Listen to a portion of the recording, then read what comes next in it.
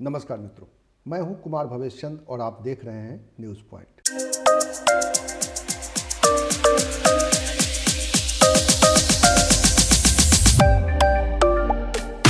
News point में आज बात वन नेशन वन इलेक्शन की। आज लोकसभा में ये एक संविधान संशोधन बिल के रूप में पेश किया गया। With your permission, I beg to move for leave to introduce the Constitution 129th Amendment Bill 2024, further to amend the Constitution of India। ये आइटम नंबर 18 में है। इस पर बहस होगी, लेकिन उससे पहले ही आज बहुत सारी चर्चाएं इस पर हो रही, बहुत सारे बयान आ रहे हैं। हम उनकी बात करेंगे और ये समझने की कोशिश करेंगे कि इस बिल के पक्ष में, इस कानून के पक्ष में जो दलीलें सरकार की ओर से दी जा रही हैं वो ज़्यादा सही है या विपक्ष जो सवाल उठा रहा है वो बहुत वाजिब है। तो इन दोनों तर्क और वितर्क के बीच में इस बिल को समझने की कोशिश करेंगे और ये भी समझने की कोशिश करेंगे कि इस बिल के आ जाने से, इस नए कानून के बन जाने से और चुनाव 5 साल में सिर्फ एक ही बार हो, इससे देश को क्या फ़ायदा होगा। क्या सचमुच भारतीय जनता पार्टी की सरकार या नरेंद्र मोदी की सरकार जो कह रही है कि इससे सरकारी खजाने पर बोझ नहीं पड़ेगा, इससे विकास का काम तेज होगा, ये बात सही है? या जो विपक्ष सवाल उठा रहा है कि इसको लेकर इस बिल के आ जाने से चुनाव आयोग को एक अतिरिक्त शक्तियां उनको मिल जाएंगी और ये फेडरल स्ट्रक्चर को नुकसान पहुंचाएगा, ये राज्यों के अधिकार का हनन माना जाएगा, और बहुत सारे सवाल हैं जो आगे हम समझेंगे। लेकिन आज जब ये बिल पेश किया जाना था लोकसभा के भीतर, तो बिल पेश किए जाने को लेकर भी विपक्ष ने आपत्ति जताई, तो बाद में पीठ से यानी लोकसभा स्पीकर ने इस बिल को पेश करने से पहले वोटिंग कराई।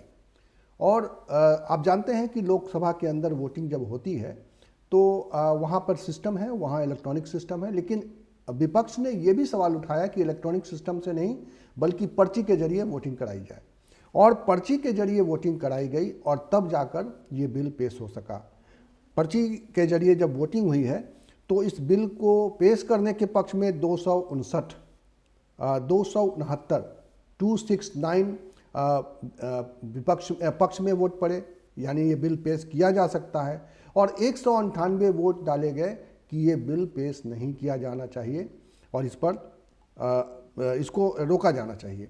तो बहरहाल ये बिल पेश हुआ है और इस पर्ची के जरिए मतदान के बाद ये बिल पेश हुआ और इस बिल को पेश किया जो मंत्री हैं मेघवाल ने, कानून मंत्री अर्जुन राम मेघवाल।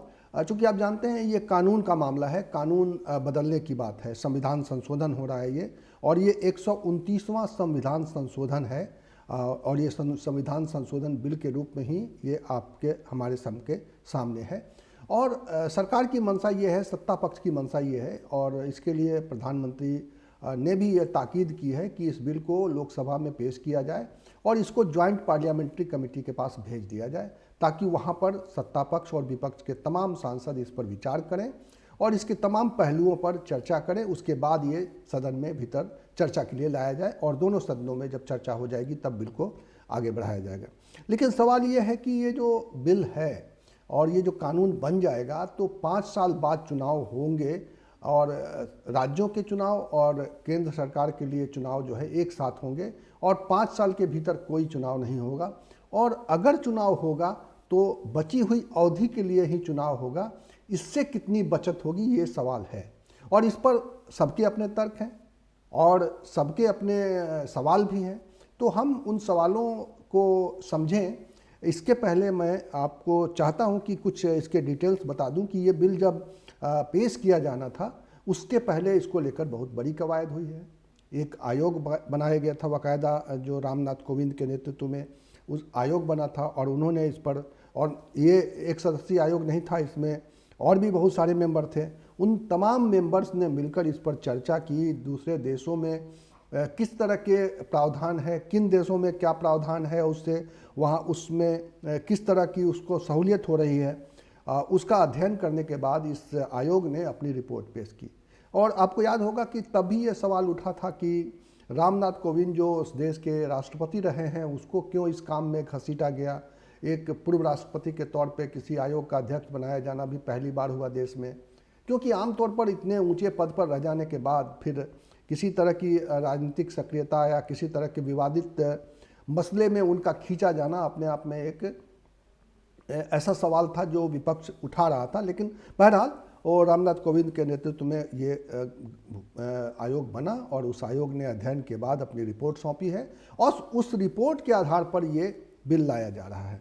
बहरहाल संविधान संशोधन बिल से जो मेन बदलाव की बातें कही जा रही है उसको मैं पहले आपको बता देता हूँ थोड़ा, ताकि ये चर्चा जो है थोड़ी जो इस पर तरह तरह के विवाद आ रहे हैं, तरह तरह के सवाल जो आ रहे हैं वो भी मैं आपको सुनाऊंगा।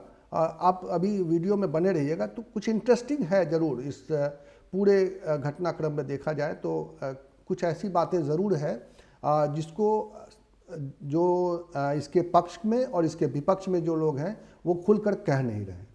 सच्चाई यही है कि खुलकर बातें नहीं हो रही और इतना ही सच सामने आ रहा है जो उनके हिस्से का सच है।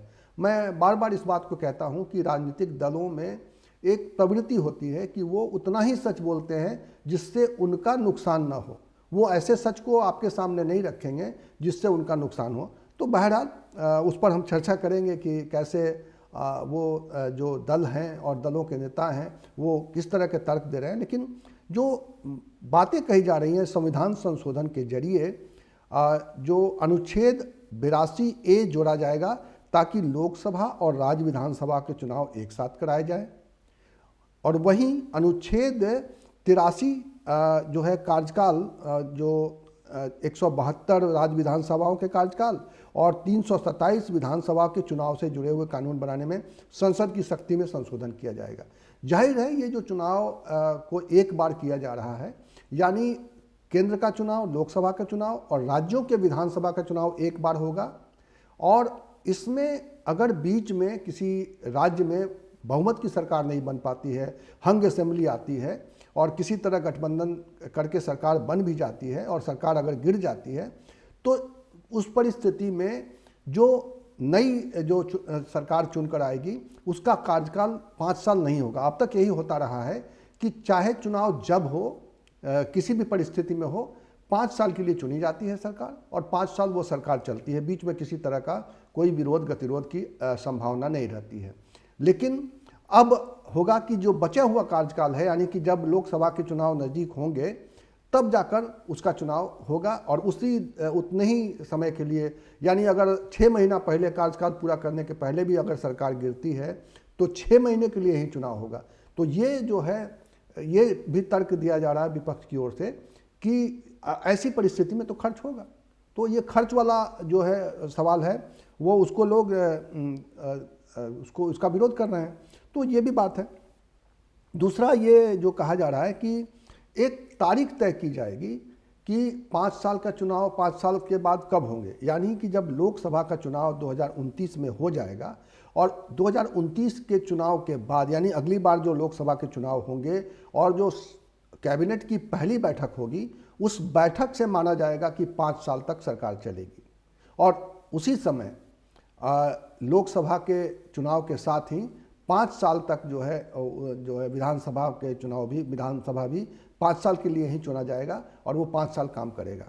बहरहाल अभी तक ये स्थिति स्पष्ट नहीं है कि ये 29 से ही ये लागू कर दिया जाएगा, और जिन राज्यों का कार्यकाल 29 से पहले ख़त्म नहीं हो रहा है, यानी 29 के बाद 30 तक चलेगा, जैसे दिल्ली में अगले साल चुनाव होने हैं, 2025 में चुनाव होने हैं, बिहार में अगले साल चुनाव होने हैं, तो बिहार का चुनाव जाहिर है कि उसका कार्यकाल, बिहार विधानसभा का चुनाव कार्यकाल जो है 2030 में ख़त्म होगा। तो 29 में बिहार का चुनाव होगा क्या दिल्ली का चुनाव भी 29 में ही कराना पड़ेगा लोकसभा चुनाव के साथ?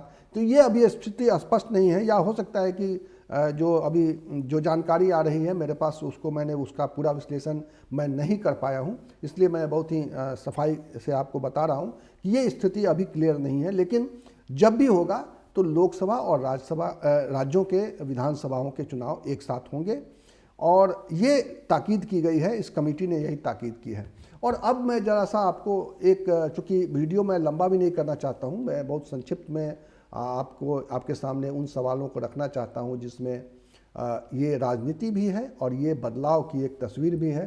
तो इस बदलाव की तस्वीर में बिल्कुल साफ है कि सत्ताधारी पार्टी इसके लिए जो तर्क दिए जा रहे हैं सत्ताधारी पार्टी की ओर से, अगर मैं कहूँ कि जो केंद्र में मंत्री हैं गजेंद्र सिंह शेखावत की आप बात यहाँ ध्यान से सुनिए। माननीय प्रधानमंत्री जी की मंशा को जो कैबिनेट में उन्होंने कहा था, माननीय मंत्री जी ने सदन के पटल पर रखा और उन्होंने कहा कि सरकार की मंशा है, माननीय प्रधानमंत्री जी का मार्गदर्शन है कि मैक्सिमम डेलिबरेशन इसके ऊपर डिस्कशन इस पे होना चाहिए। इतना बड़ा रिफॉर्म सबसे चर्चा के बाद में जो है वो अंगीकार हो, लोकसभा के पटल पर आए, जनता के विचार के लिए आए। लेकिन विपक्ष केवल विरोध के लिए विरोध, हर रिफॉर्म का विरोध, इस मानसिकता के साथ में जो काम करता है उसने आज एक बार फिर अपनी मानसिकता का परिचय दिया। उन्होंने एडमिशन के स्टेज पर इसका विरोध इस तरह से जिस तरह से किया है, मैं मानता हूं कि ये भारत के विकसित होने की दिशा में लाए गए इस बड़े अधिनियम, बड़े रिफॉर्म का विरोध करके एक बार फिर उन्होंने अपनी मानसिकता को उजागर किया। गजेंद्र सिंह शेखावत ने जो तर्क दिया है उसमें उनका कहना है कि सत्ता पक्ष जो भी कुछ करता है विरोध में विपक्ष खड़ा हो जाता है और ये विरोध के लिए विरोध हो रहा है, इसमें कुछ भी ऐसा नहीं है, कुछ भी ऐसा शक और शक की गुंजाइश नहीं है, किसी तरह का इसमें कोई दुराव या छिपाव नहीं है। तो अब मैं बात कर लेता हूं, अब रविशंकर प्रसाद जो बीजेपी के सीनियर लीडर हैं, अभी मंत्री नहीं हैं, कानून मंत्री रहे हैं देश के, उन्होंने जो तर्क दिया है उसको भी समझने की ज़रूरत है। उन्होंने कहा है कि जिस तरह से इसको पूरा अध्ययन करने के बाद ये बिल लाया गया है, लॉ कमीशन ने इस पर काम किया था और जाहिर है, और उनका कहना है, उनका तर्क ये है कि इससे स्थिरता आएगी। ये बहुत ही ऐतिहासिक दिन है। आप देख लो इस साल कहाँ कहाँ चुनाव हुआ। महाराष्ट्र में हुआ, झारखंड में हुआ, उसके पहले चुनाव हुआ, हरियाणा में हुआ, अब दिल्ली में होगा, दिल्ली में चुनाव होगा, उसके 5-6 महीने बाद बिहार में चुनाव होगा। तो देश में क्या हमेशा चुनाव ही होता रहे? और जब भी चुनाव होता है तो मॉडल कोड ऑफ कंडक्ट आता है, और अब तो मॉडल कोड ऑफ कंडक्ट सिर्फ एक ही जगह नहीं लगता है ना, वो भले एक प्रदेश का हो लेकिन चर्चा दिल्ली देश भर में होती है। तो ये इलेक्शन कमीशन का कहना था, लॉ कमीशन का कहना था, 20 साल से इसके बारे में प्रयास चल रहे थे। और जाहिर है कि कांग्रेस की ओर से इसका विरोध हो रहा है, तो कांग्रेस के नेताओं ने किस तरह से इसका विरोध किया है, क्या कहा है। गौरव गोगोई, मैं चाहता हूं कि गौरव गोगोई की बात को समझना चाहिए कि गौरव गोगोई इस पूरे मसले को कैसे रख रहे हैं। और ये बहुत ही इंटरेस्टिंग है कि कांग्रेस ने कहा है कि ये सिर्फ प्रधानमंत्री के ईगो को संतुष्ट करने के लिए किया जा रहा है। सरकार ये तर्क दे रही है कि चुनाव के आयोजन में बहुत करोड़ों पैसा खर्च हो रहा है और वो पैसों को बचाने की कोशिश करे। मात्र 3,700 करोड़ का खर्च है एक लोकसभा चुनाव के आयोजन में। ये आंकड़े चुनाव आयोग 2014 के लोकसभा चुनाव में ये दर्ज कर चुका है। 3,700 करोड़ भारत के जो साल में जो बजट होता है उस बजट का 0.02% है, 0.02% है। तो 0.02% के खर्च को कम करने के लिए ये भारत के पूरे संघीय ढांचे को खत्म करना चाहते हैं।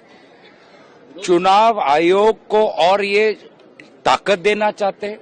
वो चुनाव आयोग जहां पर कमिश्नर्स की नियुक्ति में सुप्रीम कोर्ट की कोई भूमिका नहीं, वो चुनाव आयोग जिसकी कमिश्नर्स की नियुक्ति में पूरा प्रधानमंत्री खुद देखते हैं। तो इस प्रकार की गैर संवैधानिक बिल का आज हमने विरोध किया और आपने देखा कि भाजपा की आज कितनी कमजोर फ्लोर मैनेजमेंट थी। मात्र 65 वोट से ही वो इस बिल के इंट्रोडक्शन को पारित कर पाए। 2/3 जो संख्या होती है एक संवैधानिक कानून को पारित करने के लिए, आज इतनी भी संख्या पूरी एनडीए नहीं जुटा पाई।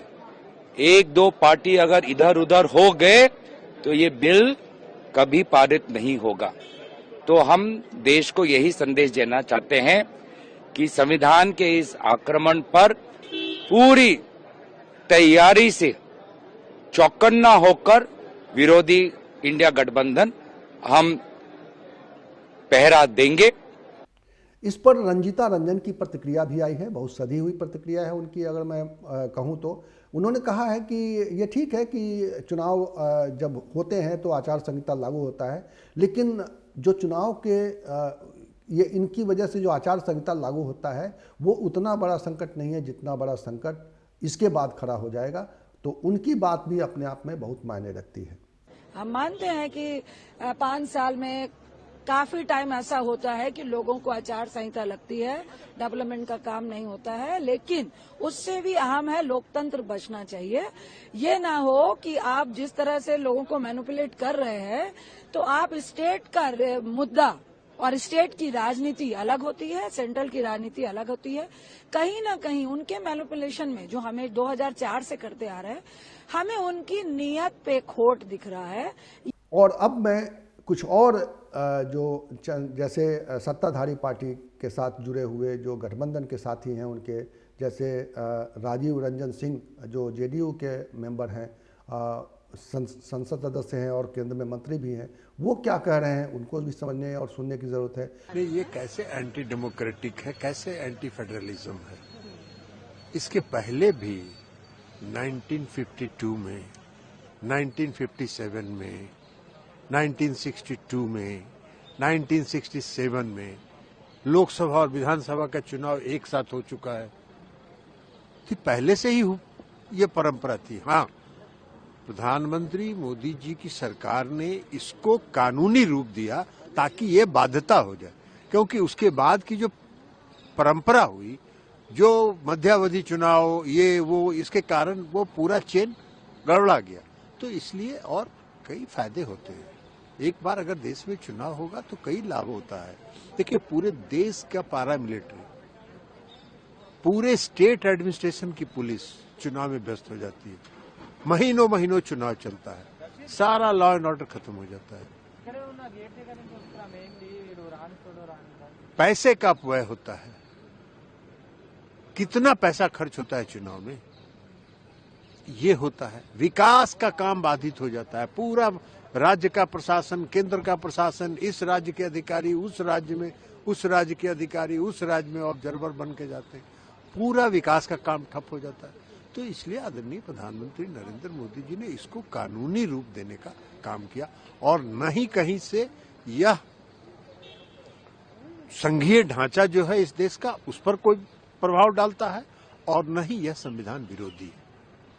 क्योंकि ये सबको मालूम है कि भारतीय जनता पार्टी इस बिल को अकेले अपने तौर पे पास नहीं करा पाएगी, उसमें सहयोगी दलों का उनको समर्थन बहुत ज़रूरी होगा। तो इसलिए उनकी ये बात भी इम्पॉर्टेंट है कि वो किस तरह से अपनी बात रख रहे हैं। और अब आखिर में मैं चिराग पासवान की इस बात को आपके सामने रख रहा हूँ। हालांकि बहुत तरह की राजनीति चल रही है, लेकिन सत्ताधारी पार्टी के साथ जुड़े हुए जो लोग हैं, उन लोगों को ये बिल किस तरह से पॉजिटिव दिखाई दे रहा है ये समझने की ज़रूरत है, और वो विपक्ष पर किस तरह के सवाल उठा रहे हैं वो भी देखना और जानना सब जरूरी है। So how, this is what I want to know and understand कि how this is anti-constitutional, A, and ये फेडरलिज्म के खिलाफ कहाँ है, ये बात कम से कम कोई तो विपक्ष का साथी खड़ा होकर बताए। इतने दिन से सिर्फ ये लोग एक रट्टा मार के हर कोई बोले जा रहा है कि संघीय ढांचे के खिलाफ है, संघीय ढांचे के खिलाफ है, संघीय ढांचे के खिलाफ है। कैसे है ये संघीय ढांचे के खिलाफ, ये बताएं तो। कौन से संघीय ढांचे पर प्रहार हो रहा है अगर देश में एक साथ चुनाव हो रहे हैं? आजादी के बाद लगभग 1.5-2 दशक तक एक ही साथ चुनाव होते थे, उस वक्त कौन सा संघीय ढांचे के ऊपर प्रहार कर लिया गया? या अभी भी जिन राज्यों में लोकसभा के साथ चुनाव होते हैं, कौन सा संघीय ढांचा इफेक्ट हो रहा है? तो अभी तो ये बहस की शुरुआत हुई है, अभी सिर्फ बयान आ रहे हैं नेताओं के। अभी संसद के भीतर इस पर बहस होगी जब बिल पर चर्चा होगी, और इस बिल को कैसे देखा जाए, इस बिल से क्या देश की तकदीर बदलेगी।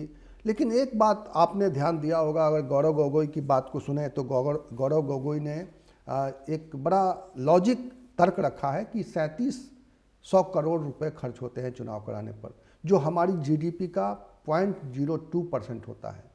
तो उनका सवाल ये है कि अगर डेमोक्रेसी को ज़्यादा मजबूत रखना है तो ये पैसे इम्पोर्टेंट है या डेमोक्रेसी मजबूत है?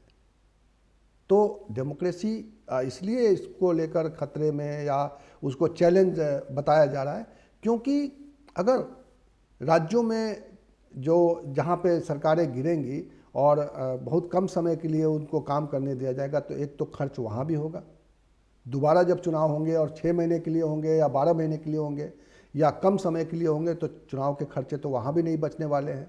और जैसा आपको मालूम है कि जब देश में संविधान लागू हुआ था, जो 26 जनवरी 1950 को जब संविधान लागू हुआ तो उसके बाद पहला चुनाव हुआ 52 में, और उस चुनाव के समय से एक सिलसिला चला आ रहा था कि हर 5 साल बाद चुनाव होते थे और राज्यों के चुनाव भी साथ साथ ही होते थे, इसलिए कि सबका एक सिलसिला बना हुआ था। लेकिन धीरे धीरे क्या हुआ कि राज्यों में सरकारें अगर गिरने लगी या गिराई जाने लगी, केंद्र ये भी एक लंबी कहानी है वो कि केंद्र सरकार का एक ऐसा चेहरा था उस समय कि कुछ राज्यों में जहां उनकी पार्टी को जो कोई दिक्कत होती थी तो वो सरकारें गिरवा देते थे, वो सरकारों का हनन करते थे, पतन करते थे और फिर वहाँ पे चुनाव कराते थे। तो इस तरह से राज्यों के चुनाव अलग से होने लगे और ये एक सिलसिला चल पड़ा। और अब जबकि ये एक नियम बन जाएगा तब एक साथ चुनाव होंगे तो बहुत सारी चीज़ें हो सकती है आगे आने वाले समय में, लेकिन ऐसा लगता है कि इसको लेकर इतना ज़्यादा जितना इसको बड़ा बताया जा रहा है, देश के सामने और भी कई सवाल थे जो ज़्यादा अहम थे, और उन सवालों को छोड़कर कई बार राजनीति ये भी होती है कि उन सवालों को भुला दिया जाए, उन सवालों को छोड़ दिया जाए, विपक्ष इन सवालों में उलझ जाए जो वो सवाल सामने रख रहे हैं, या देश भी उन्हीं सवालों पर ज़्यादा गौर करने लग जाए या उसको ज़्यादा अहम मानने लग जाए, उसको ज़्यादा महत्वपूर्ण मानने लग जाए। तो इसलिए इस तरह की राजनीति भी चलती है और ये शायद इस बिल को लाने के पीछे सत्ता पक्ष की राजनीति तो यही है कि फिलहाल और सारे सवालों के बजाय इसी सवाल पर चर्चा करे देश और इसी सवाल को महत्वपूर्ण मान ले, और ये भी मान ले कि सरकार जो ये फैसला ला रही है इससे बहुत अधिक धन का संचय होगा, बचत होगी और ये काम देश के विकास में होगा। लेकिन लोकतंत्र से सचमुच बड़ा कोई भी कुर्बानी नहीं हो सकती है कि पैसे की वजह से हम अपने लोकतांत्रिक जो हमने व्यवस्था बनाई है, जो संसद ने जो एक व्यवस्था दी है या संविधान ने जो हमारे सामने जो इस तरह का एक रखा है, उसके आधार पर हम काम करें और देश में लोकतंत्र मजबूत हो, देश में सभी के अधिकार सुरक्षित हों, ये ज़्यादा इम्पोर्टेंट है। बहरहाल इस पर फिलहाल मैं चर्चा को समाप्त कर रहा हूं और आपसे अनुरोध करना चाहता हूं कि अगर आपको हमारा ये वीडियो अच्छा लगा तो आप इसे अपने दोस्तों के साथ और अपने अलग अलग ग्रुप्स में इसको शेयर कीजिएगा, और अगर चैनल पर नए हैं तो ज़रूर हमारे इस चैनल को सब्सक्राइब कर लीजिए। और जाते जाते एक और चीज़ कहूँगा कि अगर आप कुछ कहना चाहते हैं, अपनी बात रखना चाहते हैं तो कमेंट बॉक्स में आकर अपनी बात रखेंगे इस विषय पर या किसी और विषय पर तो बहुत अच्छा लगेगा। ये YouTube की ताकत है कि हमें दो तरफा संवाद की एक अनुमति देता है, एक मंच देता है, और मुझे आपके सुझावों का, आपकी प्रतिक्रियाओं का इंतज़ार है। बहुत बहुत शुक्रिया। नमस्कार।